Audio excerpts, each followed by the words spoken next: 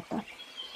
اگر شکست‌های گذشته خود را بررسی و ریشه یابی کنید، همواره به این نتیجه خواهید رسید شما نتوانستید به این باور برسید که افکارتان آنقدر قدرتمند هستند که بتوانند واقعیت زندگی شما را بسازند. واقعیت این است که همه ما دارای این نعمت هستیم. همه ما قادریم تا حاصل تلاش‌های سازنده خود را برداشت کنیم. اصلا لازم نیست به شرایط کنونی ما رضایت دهیم. همه ما می توانیم هر زمانی که بخواهیم زندگی جدیدی برای خود بسازیم.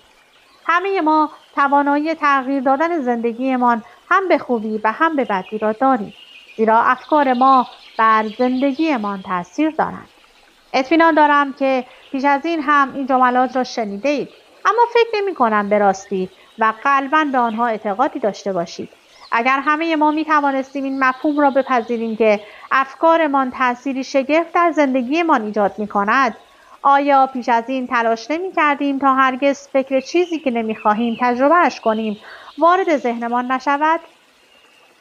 آیا تلاش نمی کردیم به جای اینکه همواره درگیر مشکلاتمان باشیم افکار خود را روی آن چیز متمرکز کنیم که به راستی آرزویش را داریم؟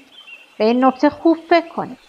اگر با اطمینان باور داشته باشید که این اصل درست است، آیا امکان داشت که حتی یک روز به عمد از حرکت در مسیر ساختن سرنوشتی ایدئال باز بمانید؟ اگر می‌خواهید زندگیتان تغییر کند، باورهایتان در مورد مفهوم واقعیت را تغییر دهید. امیدوارم این کتاب بتواند